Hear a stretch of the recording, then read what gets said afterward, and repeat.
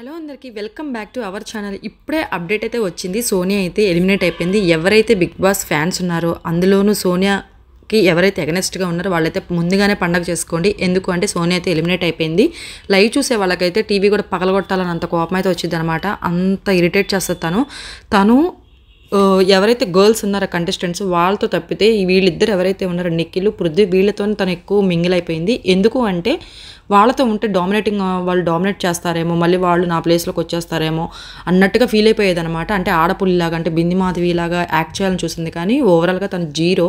అందరినీ హేళంగా మాట్లాడేది. ప్రేరణను కానివ్వండి, లేదంటే నాబిల్ని అయితే ఈ వీక్ చదువుకు సంబంధించి హేళంగా చేసి మాట్లాడింది. ఇంకా మణికంఠనైతే ర్యాగింగ్ ఇంకా అంతే. తను ఉండలేక పిచ్చెక్కిపోయి ఏడ్చేసి పక్క గ్రూప్లోకి వెళ్ళిపోయాడు, పక్క క్లాన్లోకి వెళ్ళిపోయాడు. ఆ బ్యాండ్ కూడా తీసుకుని తను స్వాప్ చేసుకున్నాడు అనమాట ఆదిత్య ఓం గారిని. అలానే ఆదిత్య ఓంని కానీ సీతను కానీ ఇట్లా అందరినీ ఏదో ఒక విధంగా తను హేళంగానే మాట్లాడింది. విష్ణుని అయితే అసలు ఇంకా మామూలుగా అనలేదనమాట. ప్రతి ఒక్కరిని అలానే అంది, గర్ల్స్ అందరినీ కూడా.